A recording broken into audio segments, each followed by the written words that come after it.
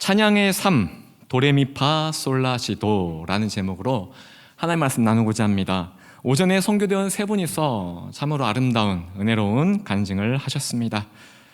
담임 목사님께서 저는 설교를 하라고 하셔가지고 전혀 생뚱맞은 본문과 내용을 전하기보다는 그래도 네팔에서 우리 아이들과 3박 4일간 나누었던 말씀을 우리 성도님들과 좀 나누면 좋겠다 싶어서요, 제가 네팔에서 증거했던 말씀을 이 시간에 전하고자 합니다. 그렇다고 해서 제가 양심이 있죠, 그대로 컨트롤 CV에서 했던 걸 붙여넣어서 제가 올라온 건 아닙니다.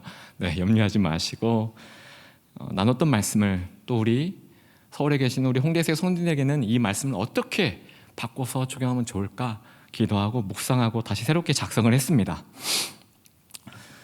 먼저 첫째 날 말씀은요, 시편 135편 3절 말씀이었는데, 여호와를 찬송하라. 여호와는 선하시며 그의 이름이 아름다우니 그의 이름을 찬양하라. 성경을 보면 찬송 그리고 찬양이라는 단어를 합쳐서요, 찬송과 찬양이라는 단어를 합쳐서 총 309번이 반복이 됩니다. 서기 천년경 이탈리아의 성직자이자 음악가인 구이도 다레초라는 사람이 있습니다. 음악의 근본이요 핵심인 게이름 도레미파 솔라시도, 이 7음 구이도 다레초가 만들었습니다. 놀라운 것은 이 게이름에 의미가 담겨 있다는 겁니다. 자, 도미누스 하나님이란 뜻입니다. 레소넌스 하나님의 음성이란 뜻입니다. 미라클 하나님의 기적이란 뜻입니다. 패밀리 하나님의 가족이라는 뜻입니다. 솔루션 하나님의 구원을 뜻합니다. 도레미파솔 라비 입술 열매라는 뜻입니다. 상투스 거룩함을 의미합니다. 마지막 도는 동일하니까 하나님. 이 7가지의 뜻을 정리하면 이렇게 정의할 수 있습니다. 하나님의 기적과 같은 사랑으로 우리를 가족 삼으셨으니 이제 우리는 하나님의 거룩한 입술이 되어 우리가 하나님께 받은 은혜와 사랑을 전하며 열매 맺는 삶을 살자. 여러분이 이 뜻을 알고 계셨습니까? 저 처음에 이 뜻을 알았을 때요, 굉장히 놀랐어요. 모든 음악은 이렇게 도레미파 솔라시도로 이루어져 있다는 거죠. 이것이 음악의 근본이자 핵심인 것입니다. 이 의미가 담긴 것이 음악이요 찬양이라는 것이죠. 성경을 보면 제가 아까도 말씀드렸듯이 찬양과 찬송이라는 단어를 합쳐서 309번이 기록됐다고 합니다. 그 어떤 단어보다 많이 반복되고 강조하고 있다는 겁니다. 이게 무엇을 의미하는 거죠? 하나님은 그만큼 우리에게서 찬양받기를 매우 원하시고 기뻐하신다는 뜻입니다. 그렇다면 하나님은 음악을 좋아하시는 분인가? 음악이 취미인가? 아니겠죠, 설마. 도레미파 솔라시도의 의미가 뭐라고 있습니까? 하나님께 받은 은혜와 사랑을 표현하는 라이프, 삶, 이것이 진정한 찬양의 의미라고 했습니다. 예를 들면 전도면 전도, 기도면 기도, 음악이면 음악. 하나님은 각자에게 다양한 은사를 주셨다는 사실입니다. 그 은사를 주신 목적이 무엇일까요? 바로 하나님께 받은 이 은혜와 사랑, 예수를 전하기 위해 내 은사를 활용하며 사는 것, 이것이 찬양의 삶이라는 겁니다. 성도들 역시 하나님께 은혜와 사랑을 받은 자들입니다. 그 받은 은혜와 사랑을 세상에 표현하고 사시는 분들이 되시기를 예수님의 이름으로 축복합니다. 아멘. 1일차 끝났습니다. 2일차 말씀입니다. 나팔 부는 자와, 들으세요, 나팔 부는 자와 노래하는 자들이 일제히 소리를 내어 여호와를 찬송하며 감사하는데 나팔 불고 재금치고 모든 악기를 울리며 소리를 높여 여호와를 찬송하여 이르되 선하시도다. 그의 자비하심이 영원히 있도다 하매 그때에 여호와의 전에 구름이 가득한지라. 아멘. 역대하 5장 13절 말씀입니다. 본문에 나오는 이스라엘 백성들은 하나님께 받은 은혜와 사랑을 음악으로, 뮤직으로 표현했다는 거죠. 악기와 노래로 말이죠. 하나님은 이를 매우 기쁘게 여기셨습니다. 그 증거가 후반부에 나오죠. 그때에 그들이 찬송하며 음악으로, 악기로, 노래로 올려드림에 여호와의 전에 무엇이 가득한지라? 구름이 가득한지라. 구름은 하나님의 임재를 상징합니다. 임재. 우리가 하나님께 받은 은혜와 사랑을 뮤직으로 표현하면 하나님은 우리의 뮤직을 기쁘게 받으시고 우리가 모여 찬양하는 이곳에 임재하신다는 말씀이에요. 우리가 모여 찬양하는 이곳에 하나님의 영광이 가득 찬다는 말씀입니다. 하나님의 능력이 임한다는 말씀과도 동일해요. 우리가 찬양하는 이곳에 여호와의 구름이 가득하게 되면, 임재로 충만하게 되면 과연 어떠한 일이 벌어질까요? 우리를 괴롭게 하는 악한 영들이 떠나갈 줄 믿습니다. 아멘. 우리를 아프게 하는 질병이 떠나간다는 사실이에요. 두려웠던 마음에 평강이 찾아옵니다. 우리를 근심케 한 여러 문제들이요 해결받는다는 거예요. 이것이 바로 하나님의 임재입니다. 임재. 성경에 기록된 많은 사람들이 바로 이 역사를 체험했다는 사실이에요. 오늘날에도 전 세계에서 많은 사람들이 이 역사를 체험합니다. 저는 3박 4일간 하나님이 이 음악을 통해서 그 석디골 아이들에게 이 역사, 이 기적이 일어나는 것을 저는 보고 왔습니다. 찬양에는 이토록 놀라운 권세와 능력이 있다는 사실이에요. 단순한 음악이라면 이러한 역사가 일어나지 않을 겁니다. 그러나 성경에 기록된 찬양에는 왜 이토록 놀라운 능력이 일어나는 걸까요? 왜? 찬양이란 하나님께 받은 은혜, 사랑, 이것을 표현하는 것이기 때문이에요.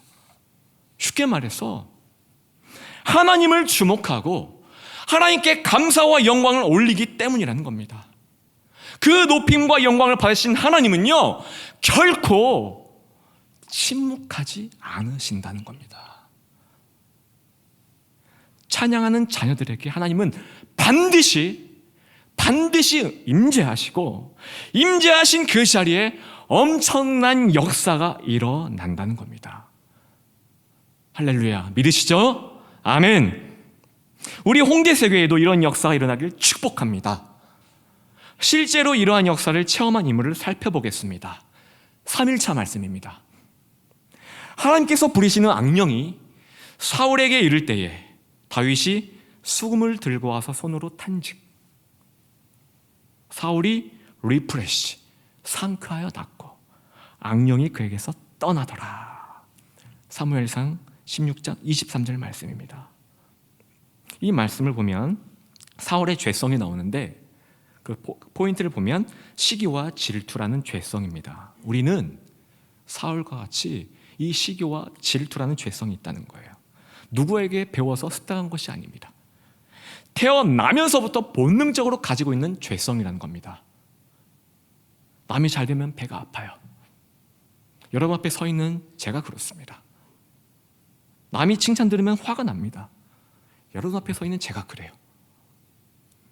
본문 말씀을 보면 다윗과 사울이 등장하는데 사울을 보십시오. 아마도 성경에 기록된 많은 남성들 중에서 얼짱 베스트 원 한 명을 뽑으라 하면은 사울을 꼽을 것입니다. 키도 큽니다. 더군다나 이스라엘의 왕입니다. 반면 다윗은 어떻죠? 사울보단 못생겼겠죠. 더군다나 꼬마입니다. 이스라엘 백성 모두가 두려워한 골리앗. 사울 또한 피했던 골리앗. 다윗이 믿음으로 그를 때려잡았습니다. 백성들이 승리의 기쁨을 만끽하며 이렇게 노래하죠. 사울은 천천히요, 다윗은 만만이라. 사울은 시기와 질투에 사로잡혔습니다. 악령이 그를 지배하자 이 시기와 질투가 더 성장해서 어디까지? 살인하는 마음으로 변질되고 말았다는 것이죠. 그런데 여기서 다윗이 피하지 않고 주목하십시오. 중요합니다. 다윗이 악기를 들고 사울 앞에 섰다는 겁니다. 그리고 손으로 연주를 하자 무슨 일이 벌어졌죠? 사울에게 있던 악령이 떠나가고 마음이 리프레시, 상쾌하여 나았다고 합니다. 성도 여러분, 이것이 찬양의 능력이라는 겁니다.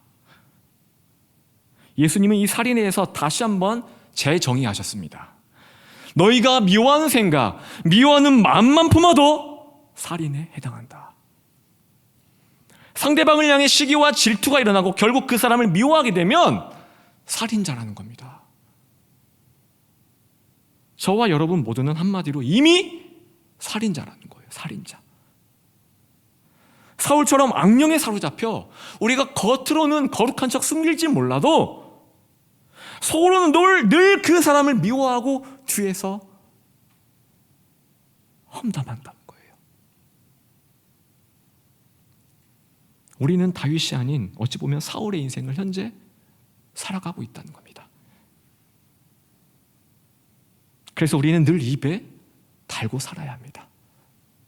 우리는 끊임없이 반복해야 합니다. 어제 목사님 말씀하셨죠? 영성이 무엇이라고요? 계속하는 거. 저는 여러분들에게 강조하고 싶습니다. 찬양의 영성을 가지십시오. 다윗처럼. 다윗은요, 언제나 찬양을 입에 달고 살았던 사람이에요. 오죽했으면 우리 레나 어린이가 나와서 다윗이 찬양했던 걸 가지고 다시 한번 또 수천 년이 지난 이 시대에 여기서 찬양하고 있지 않겠습니까? 끊임없이 찬양을 반복하며 살았던 사람이 다윗이었다는 겁니다. 그가 기록한 시편 말씀을 보십시오. 대부분이 하나님을 찬양하는 내용입니다. 시기와 질투에 사로잡힌 사울의 인생이 아니라 언제나 하나님을 찬양하는 다윗과 같은 인물이 바로 성도님들이 되기를 예수님의 이름으로 축복합니다. 시기와 질투, 분노가 있는 곳에 여러분들이 들어가면 악령이 떠나가는 역사가 일어나기를 축복합니다. 찬양에는 언제나 이렇게나 강력한 힘이 있다는 겁니다. 언제 어디서나 하나님을 찬양하는 여러분들이 되시길 축복합니다. 이어서 마지막으로 찬양의 능력을 체험한 또 한 사람을 소개하고자 합니다. 사도행전 16장 25절에서 26절 말씀입니다. 한밤중에 바울과 등장했죠. 신라가 기도하고 하나님을 찬송하매 죄수들이 듣더라. 이에 갑자기 큰 지진이 나서 옥터가 움직이고 문이 곧 다 열리며 모든 사람의 매인 것이 다 벗어진지라. 아멘. 자, 저를 따라서 이 시간 큰 목소리로 한번 외쳐봅시다. 큰 목소리로. 저녁이지만 화이팅! 힘내세요. 큰 목소리로. 찬양은 가장 어려운 상황도 바꾼다. 우리의 찬양이 상황에 따라 변할 것이 아니라 우리의 찬양이 상황을 변화시켜야 한다. 아멘. 어떠한 어려움이 여러분 앞에 닥쳐온다 할지라도요, 찬양을 잃지 않으면 문제 해결의 역사가 일어납니다. 어려운 때일수록 하나님의 자녀인 우리들은요, 이 찬양을 결코 중단해서는 안 된다는 사실이에요. 이렇게 살았던 사람이 바로 바울입니다. 바울. 본문에 등장하는 바울은요, 잘못을 해서 죄를 지어서 감옥에 들어간 것이 아닙니다. 바울은 찬양의 삶을 살았습니다. 바울은 음악가가 아니에요. 바울의 찬양이 무엇이죠? 그렇다면 바울의 찬양의 삶, 이 바울이 살았던 이 찬양이 무엇일까요?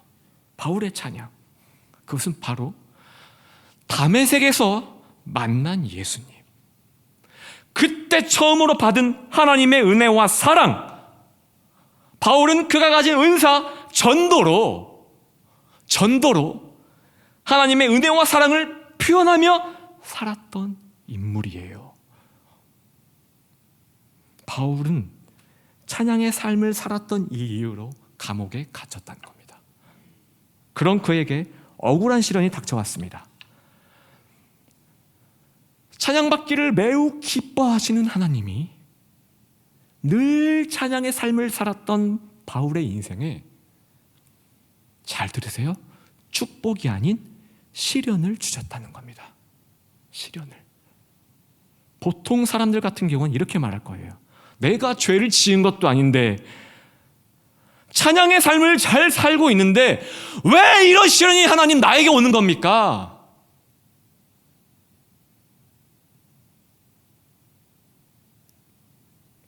좀 전에 같이 외쳤던 말씀, 우리의 찬양이 상황에 따라 변할 것이 아니라 우리의 찬양이 상황을 변화시켜야 한다. 바울은요, 감옥에서 하나님을 전혀 원망하지 않았습니다. 왜 나에게 이런 시련이 온 거지? 궁금해하지도 않았습니다. 바울은 그저 찬송했습니다. 아멘. 찬송했습니다. 그러자 무슨 역사가 벌어졌습니까? 큰 지진이 일어나서 옥터가 움직이고 문이 다 열리며 모든 사람의 매인 것이 다 풀어진지라. 상황에 따라 바울의 찬양이 변한 것이 아니라는 거죠. 바울의 찬양이 이 모든 상황을 변화시켰다는 사실이에요. 기쁠 때는요, 누구나 찬양할 수 있습니다. 잘 나갈 때는 누구나 찬양할 수 있습니다. 그러나 억울한 시련에 닥쳤을 때 찬양한 사람 그리 많지 않습니다. 제가 몇 번 소개했는데 C.S. 루이스가 이렇게 말했죠. 사탄이 가장 두려워하는 사람은 인생의 정상에서 찬양하는 사람이 아니다. 인생의 밑바닥, 가장 어려운 상황에서도 찬양하는 사람. 사탄은 그런 자를 가장 두려워한다. 굉장히 인사이트 있는 말씀입니다. 사탄이 가장 무서워했던 사람이 바로 바울이었다는 겁니다. 찬양받기를 매우 기뻐하시는 하나님은 찬양받기를 매우 원하시고 찬양에 목말라 하시고 그 찬양을 위해서 받기를 기뻐하시는 하나님은 우리에게요, 이것을 알려주고 싶으신 거예요. 인생은 행복만이 있는 것이 아니다. 언제나 너희의 인생은 행복과 고난이 나란히 있단다. 때로는 사탄이 너희를 인생의 밑바닥까지 끌어내릴 때도 있단다. 욥이 겪었던 것처럼 너희 또한 그런 시련과 고난을 나 여호와는 허용할 때가 있단다. 욥이 그랬던 것처럼, 다윗이 그랬던 것처럼, 내 종 바울이 그랬던 것처럼 너희 또한 인생의 밑바닥에서 언제나 나 여호와를 위해 찬송하는 자들이 되기를 나는 원한단다. 상황과 조건 때문에 나를 사랑한 것이 아니라, 상황과 조건 때문에 나를 찬양하는 것이 아니라 오직 나 여호와를 진심으로 사랑해서 찬양하기를 원한다. 난 그 찬양을 통해 역사한단다. 난 그 찬양을 매우 기쁘게 받는단다. 세상 사람들은 그 찬양을 주목할 것이고 거기에서 나를 보게 될 것이다. 아멘. 여러분이 이런 자가 되기를 예수의 이름으로 축복합니다. 지금까지 찬양이 무엇이고, 찬양에는 어떠한 힘이 있고, 또 찬양을 통해 역사를 체험한 인물에 대해 살펴봤습니다. 그런데 도레미파솔라시도의 뜻이 무엇인지 알았다고 해서 이러한 역사가 일어날까요? 하나님이 기쁘게 받으실까요? 하나님의 임재가 있을까요? 우리 성도님들이 구체적으로 하나님께 받은 은혜와 사랑이 무엇입니까? 잘 먹고 잘 살게 해준 복입니까? 아니면 무병장수의 복입니까? 일상에서 주는 복입니까? 형통입니까? 만약 이게 전부라면 여러분의 삶에는 죄송하지만 하나님의 역사는 일어나지 않을 겁니다. 상황에 따라 여러분의 찬양은 바뀌게 될 것입니다. 여러분이 아무리 목이 터져라 찬양해도 여호와의 구름은 없을 것입니다. 왜? 여러분 자신이 구체적으로부터 하나님으로부터 받은 그 은혜와 사랑이 무엇인지를 모르기 때문입니다. 자, 오늘 대망의 본문 말씀 피시고요. 요한복음 3장 16절 다 같이 읽어보겠습니다. 시작.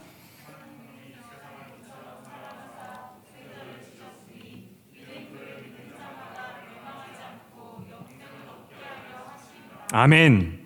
이게 여러분이 받은 은혜와 사랑입니다. 시편 148편을 보면 이렇게 기록되어 있습니다. 모든 천사여 찬양하라. 해와 달 별들아 찬양하라. 하늘과 바다도 찬양하라. 불과 우박과 눈과 안개와 광풍아 찬양하라. 산들과 과수와 짐승과 모든 가축아 나 여호와를 찬양하라. 이해하십니까? 이게 무슨 뜻입니까? 하나님이 태초에 그분의 뜻대로 지으신 그대로 존재하는 것이 곧 하나님을 찬양한다는 의미예요. 우리 또한 그분의 뜻대로 지음을 받았습니다. 그러나 사탄이 다 망쳐놨습니다. 하나님이 지으신 만물 중에 유일하게 우리만 변질되었다는 거예요. 그래서 우리는 하나님을 찬양하는 존재가 아니라는 겁니다. 지금도 여전히 우주는 하나님의 주관하심에 따라 움직이고 있습니다. 하나님의 명령에 따라 지구는 자전합니다. 하나님의 명령에 따라 낮이 되면 해가 뜨고 밤이 되면 달이 뜹니다. 바다는 하나님의 명령에 따라 경계선을 둬서 우리가 사는 육지에 침범하지 못하도록 합니다. 그 바다도 지금까지 하나님의 말씀에 순종하고 있다는 거예요. 계절에 따라 나무색이 바뀌고 꽃이 바뀝니다. 하나님의 창조 원리에 순종한다는 겁니다. 여러 종류의 동물들은 각각의 본능들이 있습니다. 하나님은 하나님의 창조 원리에 따라 그 동물들도 나름대로 그들의 삶을 살아가고 있다는 거예요. 그러나 유일하게 하나님의 뜻을 거스른 존재가 있어요. 그게 바로 저와 여러분이라는 겁니다. 우리는 하나님을 찬양하는 존재가 더 이상 아니라는 겁니다. 하나님은 그런 우리를 다시 찬양하는 존재로 회복하기 위해서 아들 예수를 이 세상 누구보다 가장 더럽고 가장 추악한 죄인으로 만들었다는 사실이에요. 아들을 원수 삼았습니다. 버렸습니다.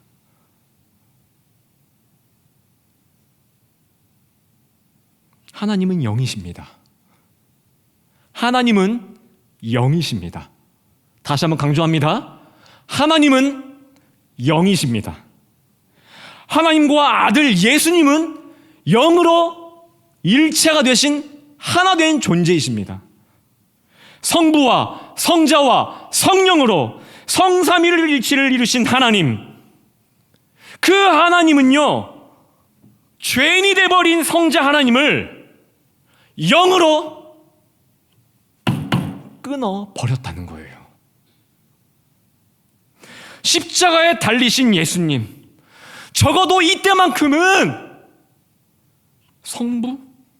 성자, 성령, 성삼위일체가 아니라는 겁니다. 여러분, 이게 마음에 와닿습니까? 이게 얼마나 엄청난 사건인지 실감이 되십니까?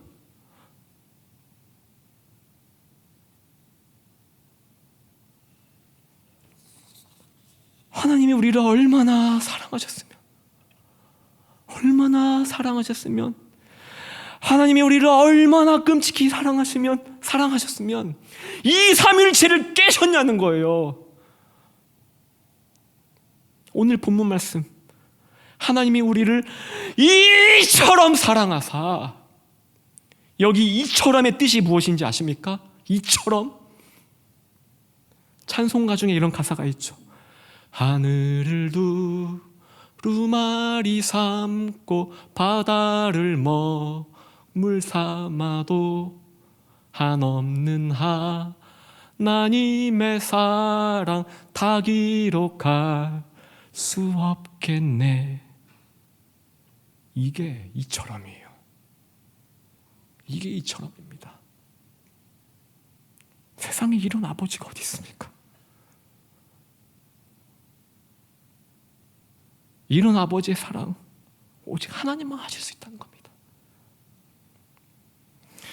이런 유별난 아버지의 사랑 때문에, 아들 예수의 희생 때문에 우리가, 저와 여러분이 비로소 다시 하나님을 찬양하는 존재로 회복되었다는 것입니다. 아멘. 이것이 우리가 받은 은혜와 사랑이라는 거예요. 이보다 큰 은혜와 사랑이 어디 있습니까? 이보다 더 큰 기적이 어디 있습니까? 이보다 값진 것은 없다는 겁니다. 우린 이 은혜와 사랑을 값없이 받았어요. 그렇다면 남은 우리의 인생 어떻게 살아야겠습니까? 하나님께 받은 이 은혜와 사랑을 세상에 마땅히 자랑하고 살아야 한다는 거예요. 각자의 기질대로 말이에요. 각자의 은사대로 말이에요. 이것이 찬양이라는 겁니다. 이것이 찬양. 이것이 음악이라는 거예요. 이것이 도레미파솔라시도의 삶이라는 겁니다. 그래서 하나님은 찬양받기를 매우 기뻐하신다라고 성경에 기록되어 있는 거예요. 단순히 음악을 말하는 게 아니에요. 이제 찬양이 단순히 음악이 아니라는 것을 이해하셨습니까? 저와 여러분이 오늘 주신 말씀대로 살아가는 축복이 있기를 원합니다. 찬양의 삶을 살아갈 때 기록된 말씀대로 하나님의 여호와의 구름, 그 하나님의 임재가 있고 악령이 쫓겨나가고 바울과 다윗이 체험했던 것처럼 이 놀라운 하나님의 능력, 이 기적을 체험할 줄 믿습니다. 오전에 담임 목사님 하신 말씀처럼 잃어버린 교회의 능력이 다시 회복될 줄 믿습니다. 우리 사랑하는 성도님들의 삶이 이렇게 되기를 예수님의 이름으로 축원합니다.